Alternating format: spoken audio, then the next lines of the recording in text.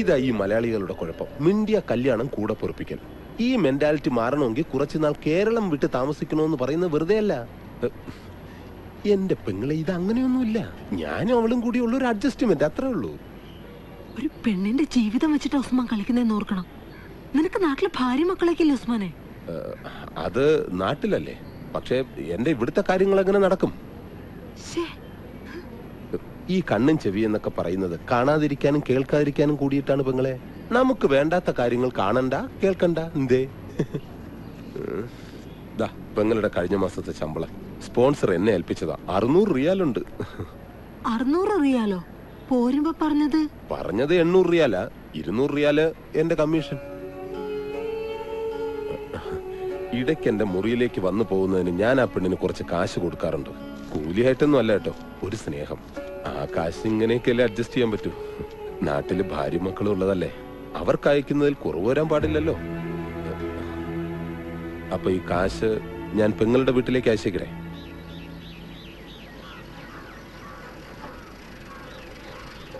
അമ്മേ, വേഗം വാ, കത്തുണ്ടെന്ന് തോന്നണു. ചേച്ചിയുടെ കത്താണോ മോളെ? അല്ല, കുറിക്കമ്പനിന്നാ. തവണ മുടങ്ങിയത് വേഗം അടയ്ക്കാൻ. ഈശ്വര, എന്റെ മോക്ക് എന്താ പറ്റിയേ?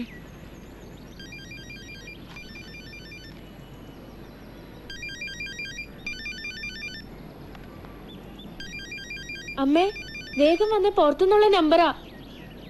ഹലോ ഹലോ, അശ്വതിയുടെ വീടല്ലേ? അതെ, ആരാ സംസാരിക്കുന്നേ? ഞാൻ സൗദിന്നാ. എനിക്ക് അശ്വതിയെ പറ്റിയിട്ടുള്ള ചില വിവരങ്ങൾ അറിയാനാ. സൗദിന്നാ? ഹലോ, ആരാ സംസാരിക്കുന്നേ? എന്റെ മോളെവിടെയാ? അവളെന്താ വിളിക്കാത്ത? അശ്വതിയുടെ അമ്മയല്ലേ?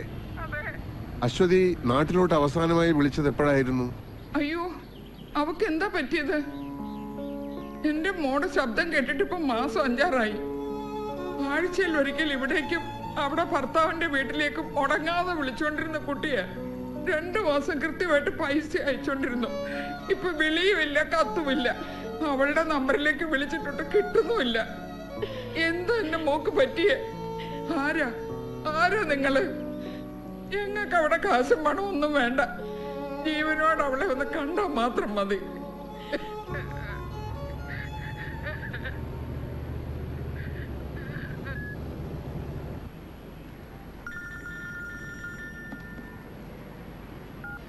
ഹലോ, റസാഖ് പറ. അതെയോ, വിളിച്ചോ? എന്താ അവരുടെ ഭാഗത്തുനിന്ന് റിയാക്ഷൻ? അതെയോ, ഇവിടുത്തെ പത്രത്തിൽ വാർത്ത വന്ന കാര്യം താൻ അറിയിച്ചോ? 5-6 മാസമായിട്ട് യാതൊരു വിവരമില്ലാത്ത മകളെ പറ്റി ഇങ്ങനൊരു വാർത്ത വന്നിട്ടുണ്ടെന്ന് ഞാൻ എങ്ങനെയാ പറയാ? എന്തായാലും നാളെ ഞാൻ ബുറൈദ് വരെ പോകുന്നുണ്ട്. സ്പോൺസറുടെ വീട്ടിൽ കയറി നേരിട്ട് അന്വേഷിച്ച് കളയാം. അന്വേഷണ റിപ്പോർട്ട് അപ്പം അറിയിക്കാം. സൺഡേക്കോളം തികച്ചില്ലെങ്കിൽ തന്റെ പണി പോകുന്ന കേസല്ലേ? റസാഖെ, 3 കോളം 4 സെന്റിമീറ്റർ തേക്കാൻ പറ്റിയ ഒരു വാർത്ത കൂടി കിട്ടുമോ? വിചാരിച്ച പരസ്യം വന്നില്ല. ഞാനൊരു ചാന്ത് ഭാഷയെ പറ്റി പറഞ്ഞില്ലേ, അത് കൊടുത്തോളൂ. അതൊക്കെ ഒരു വാർത്തയാണോടൂ?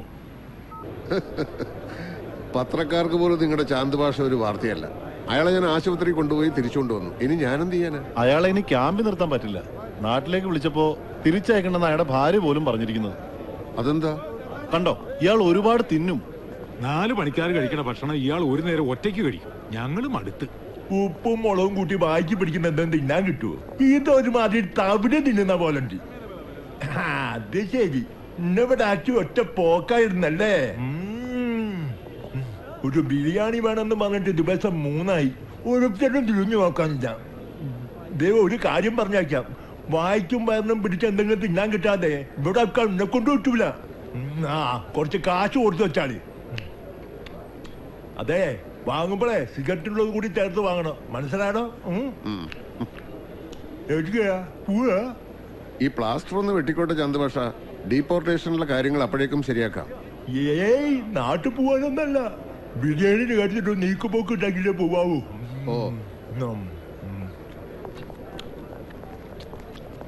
വരണ വെള്ളിയാഴ്ച ക്യാമ്പിൽ ഇൻസ്പെക്ഷൻ ഉണ്ടാവും. കമ്പനിയുടെ പണിക്കാരല്ലാത്ത ഒരാളെ ക്യാമ്പിൽ കണ്ട എന്റെ ജോലി പോകും. അതിന് ഞാൻ എന്ത് ചെയ്യാനാ? റസാഖ, എന്തെങ്കിലും ഒരു മാർഗം കാണണം. പാസ്പോർട്ട് ഇക്കാമയില്ലാത്ത ഒരാളെ മോളിൽ കയറ്റി താഴെ വീഴ്ത്താൻ ഞാൻ പറഞ്ഞു. ഒരബദ്ധം പറ്റിയതാ. റസാക്ക എന്തെങ്കിലും ചെയ്തില്ലെങ്കിൽ ഞങ്ങൾ അയാളെ എവിടെയെങ്കിലും കൊണ്ടുപോയി കളയും. പിന്നെ വേസ്റ്റ് സാധനങ്ങൾ ഏറ്റെടുക്കല്ലേ റസാക്കയുടെ പണി. എങ്ങോട്ട് വന്നേക്കാം. അല്ല റസാക്ക പോയാ നിങ്ങൾ 2 ദിവസം കൂടെ അയാൾ ഇവിടെ താമസിപ്പിക്കുക. അതിനിടയിൽ എന്തെങ്കിലും വഴിയുണ്ടോ എന്ന് ഞാനൊന്ന് നോക്കട്ടെ. روح من هنا ما ابغي اسمع شيء. هذه الخدامه اساءت لسمعتي. روح روح. صديق لو في كلمة من هندي لازم انا يعرف انا يجي من سفاره. لا تتكلم ولا كلمه. ما ابغي اسمع شيء من المليباري. انت كمان خربان وكل الهنود خربانين والا ابلغ الشرطه. get lost.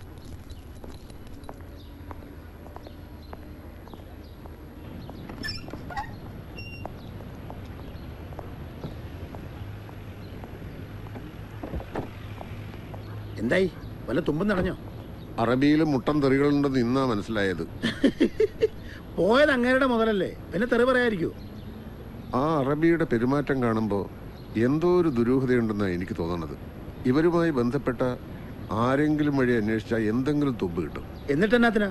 ആ അജിത്ത് മേനോന് പത്രത്തിലിടാൻ ഒരു വാർത്തയും കിട്ടും, റസാക്കാടെ പോക്കറ്റിൽ കിടന്ന കുറച്ച് റിയാല് പോയും കിട്ടും.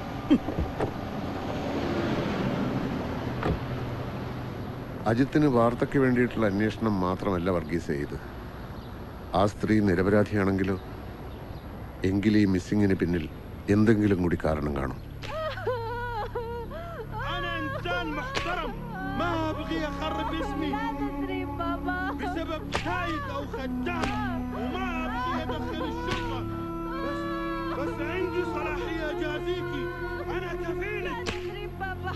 انت مسلمة الله ما يغفر لك اللي عملتيه. انت لو خربتي سمعة اهلي اقتلك.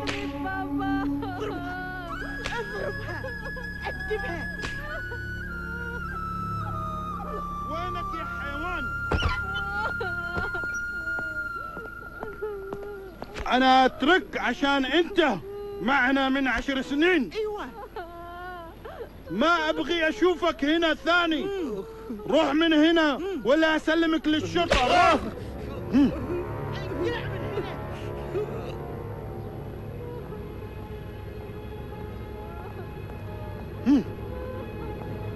اللي جوا ما تعطيني حتى مويه.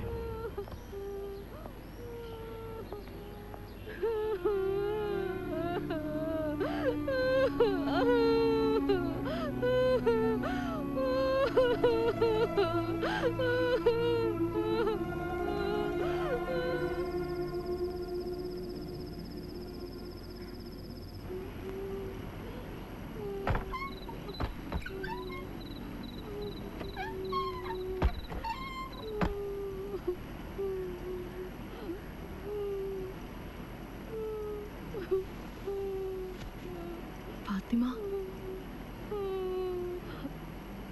അവരെല്ലാം ഉറങ്ങി. അക്കുൽ, നോ ഫുഡ് പ്രോബ്ലം. അക്കുൽ روحي ما هنا والا انت في مشكله. എന്റെ കുഴപ്പമൊന്നും പറഞ്ഞല്ലേ ഞാൻ? 2 പേരും കേട്ടില്ല.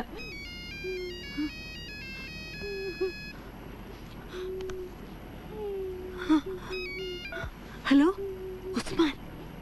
ഹലോ പെങ്ങളെ, എനിക്കൊരു അബദ്ധം പറ്റി. അതിന് കിട്ടുകയും ചെയ്തു. ഇപ്പൊ ആ പാവം പെണ്ണിന്റെ കാര്യം ഓർത്തിട്ടാ. അവൾ അവിടെ ഇട്ട് കൊന്നുകളയും. അതിനു മുമ്പ് എങ്ങനെയെങ്കിലും പുറത്തു കിടന്ന അവൾക്ക് വേറെ എവിടെയെങ്കിലും ജോലി ശരിയാക്കി കൊടുക്കാൻ ഞാൻ. പെങ്ങൾ അവളെ പുറത്ത് ചാടാൻ ഒന്ന് സഹായിക്കണം. ചാടാനോ? അവരെങ്ങാനും അറിഞ്ഞ? ഇപ്പൊ ചാടിയാൽ ആരും അറിയില്ല. ഞാനിപ്പോ വീടിന് പുറകിലുണ്ട്. പ്ലീസ് പെങ്ങളെ, ഒന്ന് സഹായിക്കണം. നിങ്ങളുടെ മുറിയിലെ AC മാറ്റിയ ഹോള് കാർബോർഡ് വച്ച അടച്ചിരിക്കുന്നത്. അത് തുറന്ന് പുറത്തേക്ക് കടന്ന വീടിന്റെ പുറകിലെത്താം. ഞാൻ ആ ഭാഗത്തുണ്ട്. ഫാത്തിമയ്ക്കൊന്ന് കൊടുക്കോ? ഞാൻ പറഞ്ഞ് മനസ്സിലാക്കിക്കോളാം. هلو عثمان.